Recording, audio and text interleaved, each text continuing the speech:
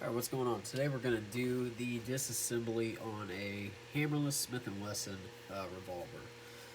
For this video I'll be using the 640-1. Most Smith & Wesson revolvers are pretty similar internally in how they break down, even your standard double action, single action models. So whatever double action only model you have should look pretty similar, and this disassembly should help you. So we'll go ahead and jump right into it. First I'll just go ahead and make sure the gun's clear. That's always the first thing you want to do. And then we can start by removing the yoke and the cylinder. So I want to use hollow ground screwdriver bits. I've mentioned this before in other videos about how important these are. I'll show you with this one. If you can tell how these are kind of tapered up, and a lot of them they're thicker, fatter, and I use the Wheeler Engineering set, and also have a set for Brownells, or a few of them for Brownells. And you can tell the difference between a normal tapered screwdriver, and it just goes in. So if you're working on it, see how much wiggle I got there, compared to if you have a bit that actually goes in, fits, they don't have hardly nothing. So you always want to use hollow ground or gunsmithing screwdriver bits when you're taking any gun apart, especially high dollar guns. So we'll go ahead and start. I'll remove the cylinder first. Just make sure you get that bit down in there good. Go ahead and remove this front screw. Don't do that. Just go ahead and remove that screw and put it off to the side. Now your yoke and cylinder will just pull right out. From there, the yoke will just pull out. Set that off to the side, and then you have your cylinder. Now to remove the cylinder rod and the extractor on one of these specifically, what you'll want to do is either I'm going to switch the camera around. Let me change the lighting and switch the camera just a little bit. Kind of show you what I'm going to do. Hopefully that comes in good. But I'm going to use my vise here. And I've got these plastic jaws that I've kind of homemade for stuff like this, so that obviously so they don't chew up my guns and other things until I get, I'm going to buy some different jaws. So I made those out of a cutting board actually. But they work for the time being. So what I'll do is I'll go ahead and clamp this in, get it nice and snug so it's not going to turn. Then what I want to do is, this isn't at the angle I want it to be, so I'll go ahead and I'll turn counterclockwise. So you're facing looking at it, you'll want to turn it counterclockwise.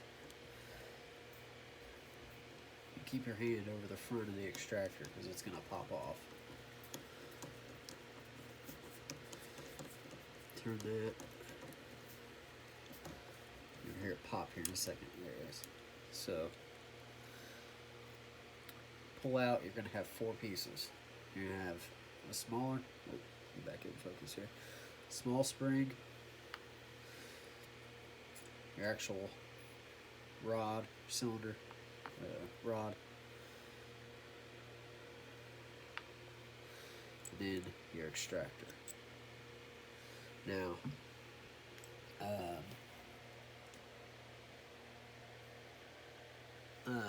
I'll go ahead and so I'll just go ahead and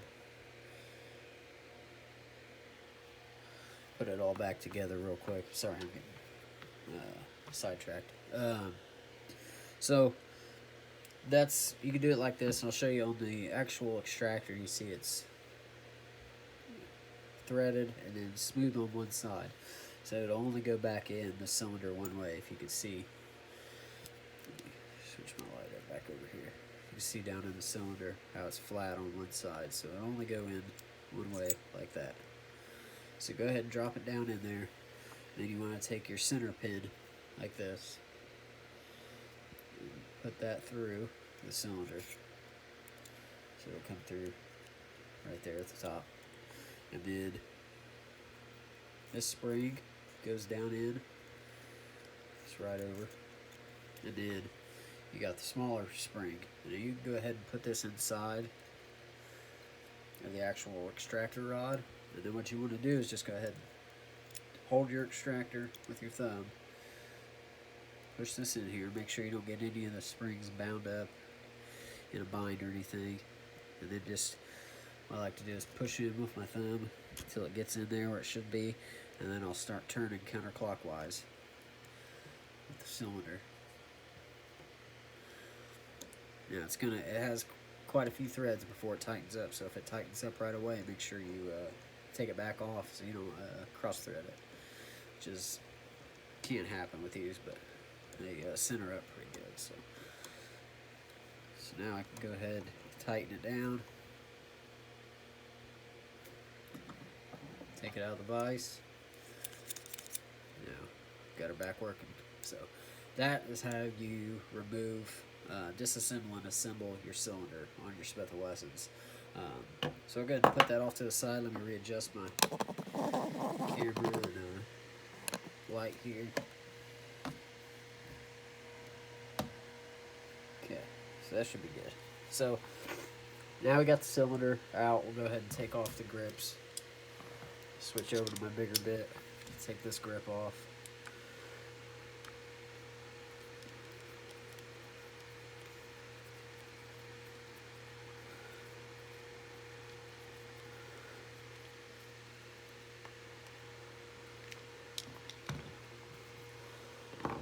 Set the two grips off to the side here. Okay.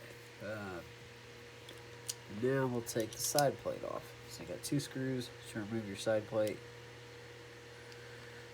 Let's go ahead. That's where you want a nice snug fit when you're taking off these side plate screws, especially if you're working on a higher end revolver. And you want to make sure it's not over the size of the screw, so when you turn it, you're sitting there marring up the sides of it, around the edge of the recess of the screw. So go ahead and take those two screws out, and I don't recommend going in here and start prying to pop this plate out. You don't ever want to do that. What you want to do is take a wooden handle of a mallet or my hammer, and then just give it some taps here at the bottom. The side plate should at least loosen up, if not just fall right off. So there's your side plate. Alright, so from here this should start to look pretty familiar, and I'll show you how to go ahead and remove everything in here and put it back in here. So first thing you want to start with is the mainspring. If you notice, let's see what we got. We can use this as a pointer. This is an ornament hook. 'Tis the season, right? So we have this little bushing down here at the bottom, and that isn't captured by anything. So when you push the spring out, make sure that you have your thumb over that bushing, or it's going to pop right off. So what I do is just stick my index finger on the back here and lift it out of place until it comes loose. Put my thumb over so I don't make sure I don't lose that bushing, because you all know how it is when a spring goes flying across the room, especially small ones. So I'll go ahead and put those up. We'll remove the main spring. And then, okay, so put that off to the side, put that up there. Next thing you're going to do is pull out the rebound slide, which is right here. I can show you how it works. Push the cylinder back. So the rebound slide pushes back.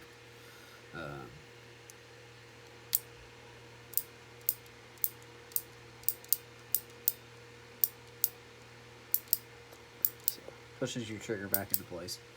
But we'll want to get that out. Now, I use the set I'm using, screwdrivers, is a Wheeler Engineering 89 piece, I believe, set. Now, it's got a whole bunch of different bits, and it's got a few different specialty bits in it. One of them happens to be a Smith & Wesson rebound spring installation tool. And I'll show you how it works later on. But you can see how it sits down in there, because basically you have to push that spring in and then slide it down over the stud. I also use it to get it up just a little bit, when I'm taking it out, just kind of, now, I got it up just a little bit, but you want to watch that. Make sure it's not going to fly at me. Make sure you cover your thumb with that spring. That spring is under a lot of tension, and it's going to kind of hurt when you pry it out of here. So put your thumb over the back of it and just kind of lift it out. Kind of stings for a second, so go ahead and pull that out. Put your rebound slide off to the back, and the spring, just keep it where it goes. And then from there, you can remove the trigger and the hand. So what I do is just go ahead and pull the hand back.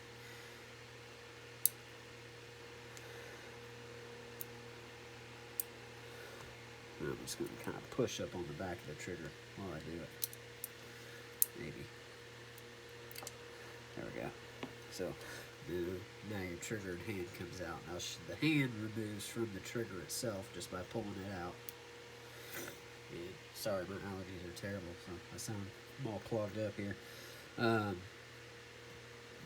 If you look, if I can get it to focus, there's a little spring that sits down in the trigger, and I'm not going to take it out.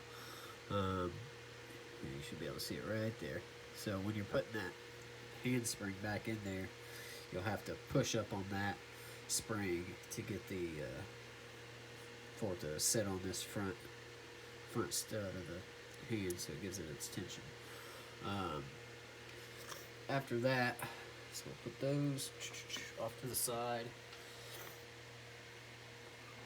That's not good. And we will go ahead and remove the hammer. So what you want to do is pull the bolt back using the cylinder release back here. So just pull the bolt back, slide, tip the hammer backwards, and then just pull it right out.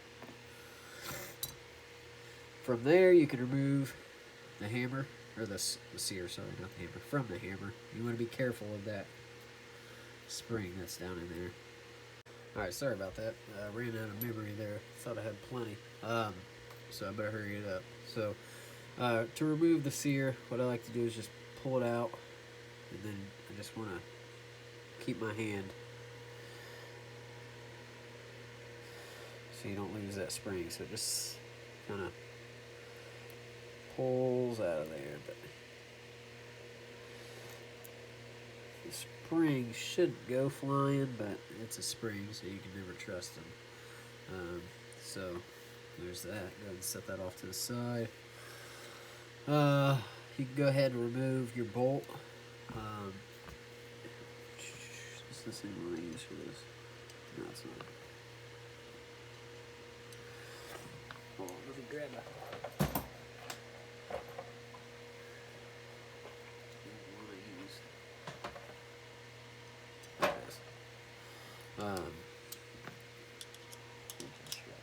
Alright, so we'll go ahead and remove. Just use your flathead here. Unscrew. Remove it. And then now you can remove the bolt simply by just pulling it back with your index finger back here. Kind of keep your finger down on it so it doesn't, the spring doesn't come out. And just slowly pull it out like that. And if back here it's got a detent with a spring, I'm just going to go ahead and leave that in there. And all you have left from there is your cylinder stop. And to remove that, what you want to do, pretty simple. I use a old pair of needle nose. I've ground down. Just get down in there. Push it down with my finger first. Hopefully I can get it in the right spot and pull it out. I need to take it off camera here to get this out. There we go. I'm going to make sure I cover that spring as I bring it up. That's another one that likes to go flying. And there you go. That is your Smith & Wesson revolver completely disassembled. So let's go ahead and put it back together, shall we? The only thing from here, there's a few things. I mean, you got the firing pin, which a lot of them, they say that for these at least, they need to go back to Smith or somebody that's highly qualified to take them out. I'm not entirely sure of the exact process to remove them, and then also your studs. So that's something that you would send it back to Smith for. All the other parts you can do yourself, hopefully. So now we're just going to reverse the process. I'm going to do this on my second take, so this should be a fairly quick reassemble. So I'll do is I'm putting the cylinder stop back in. I'm just putting the spring in like this, and this is the one that gets me the most because it's kind of a pain in the ass to get back in there. So the way I like to do it is I'll get the spring and I'll just, as you see, it kind of just hooks over that stud. And it's got the other one that the hole goes down over. And then I'll hold it kind of there with my finger so it doesn't slide down. I'll have it ready to slide down. So now what I'm going to do is just push on the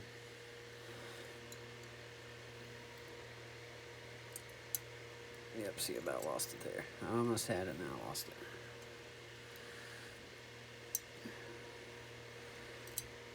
Okay, just like that, slide it down in there. Make sure you can afterwards go in and set the spring. As long as you make sure it's not bound up and it's still in the hole.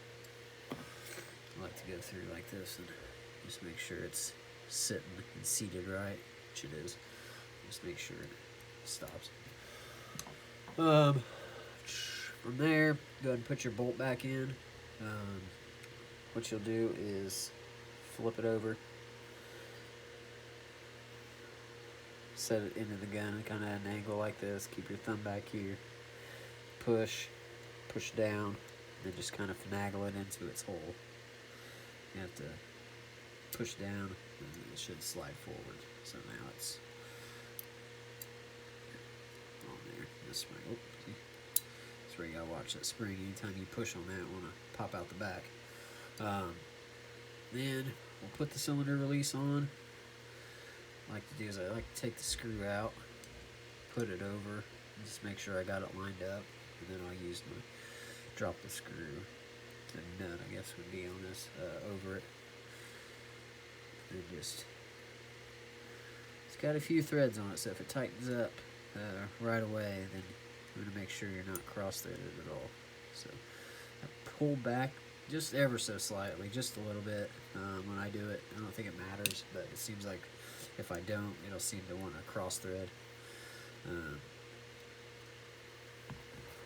tighten it up just a little bit more. There we go. Okay, so that's all good and working. What's next? Let's go with hammer and sear spring, or sear and spring. So it'll set. What you want to do is kind of the same thing you did with the cylinder stop, is get it. Alright, once again I ran out of storage, so I thought I made enough. This is where I need to get camera instead of actually using my iPhones. So, now, back to where we were. Putting the sear back in the hammer. So, fairly simple, just like doing your cylinder stop down there. You get the gist. Whoop. Gotta watch that spring. Spring will fall, or it will fly. So just go ahead and set it. Oh, damn it. Didn't have that much trouble earlier.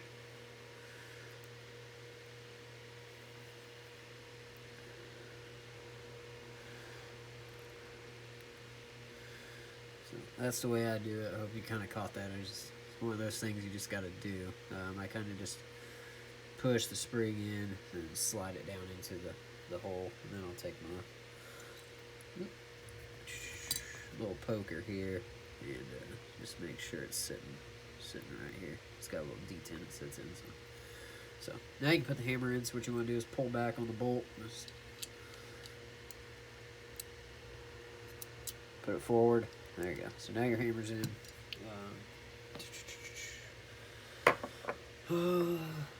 Now we will put the trigger in, and with the trigger in the hammer, or the hand, sorry, I'm going to have to switch it around because I'm going to use my vise for this. And if you don't have a vise, you'll find a way to do it. You don't need one, but it does help to make it easier. So, much as I hate to do it, I'm going to switch it around again. Switch the camera around, and it kind of gives you a right angle so you can see what I'm doing. So, I'm going to take that out. That's what the rebound spring kind of rests into. It's got a little notch on it. So, okay, so now I put the trigger into my vise. I keep having memory issues, so I really don't want to have to do this all the way over. So, what you'll do is put the trigger down in or your vise, or however you want to do it. I've done it before without the vise. It's not that hard. This way it makes it easier. It gives me in a third hand. So what I'll do now is, like I showed you earlier, I'm not going to get it on this angle. That spring's in there. What you want to do is you want to push that spring past this hole. So you're going to be pushing the spring down, putting the hand in, and that torsion spring's going to come back up and give the torsion against the hand. So I'll try to do this quickly, but sometimes it can be a pain. So go ahead and get the hand ready, get it in position, be ready to push.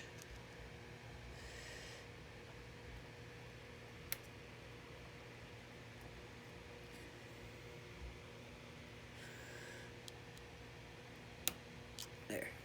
And then, see, now you got tension on the hand. Good to go.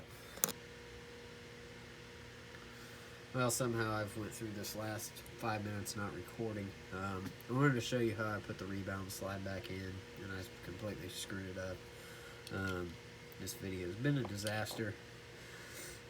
Basically, you slide the rebound spring, and it just slides in right there, and then you take that spring, you have to push in on that spring, and then slide it down over the stud here. So that's what this tool does. It pushes all the way in, and then it lets you slide it down over that stud there. I had a perfect video. It went together, and I noticed it wasn't recording.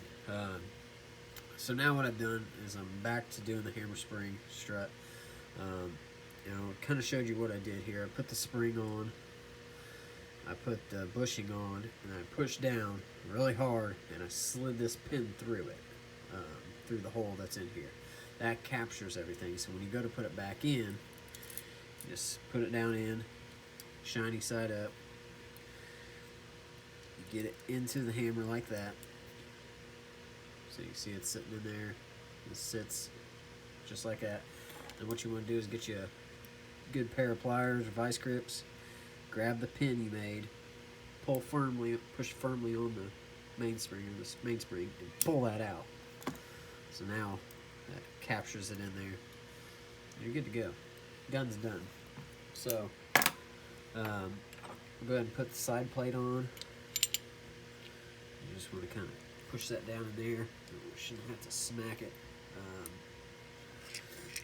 Put your yoke and cylinder back in. I'm only hurrying now because the video is getting long. I've had to do 5 different clips because I'm not paying attention to the memory I had. So now the hard part's done. Now you're putting your screws in. And remember, the screw for your yoke and the cylinder has this little stud at the end of it. It goes up here in the front. Let's go ahead and get that screwed in.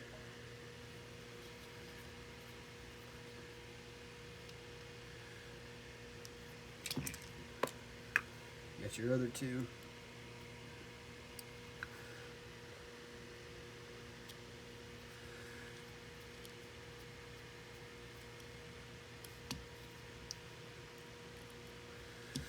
Now, I just like to get them down in there before I tighten them all up, just kind of like you're doing a torquing a car's lug nuts. And then I'll go through and tighten them all, give them a good firm snugging at the end.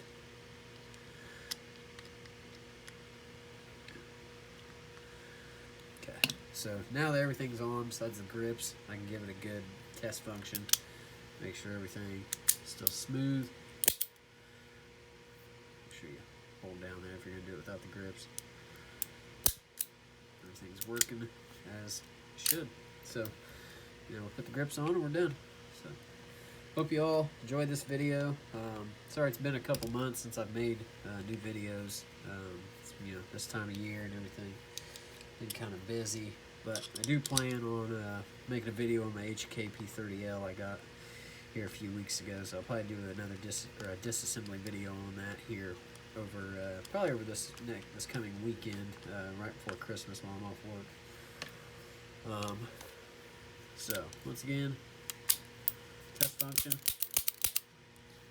That is how disassemble and reassemble a Smith & Wesson double action only revolver. So thank you all for watching. If you're interested in watching any more of my videos, just go ahead and subscribe. Leave a comment, let me know what kind of video you'd like to see. I try to do whatever videos viewers want. I'll try to pick up what I can. If it's something real common, I'm not going to pick a video up because it's not going to, I'll try, but so anything you want to see, just let me know. If you're looking forward to the P30 video, we should have that up next week. So thank you all for watching. We'll see you later.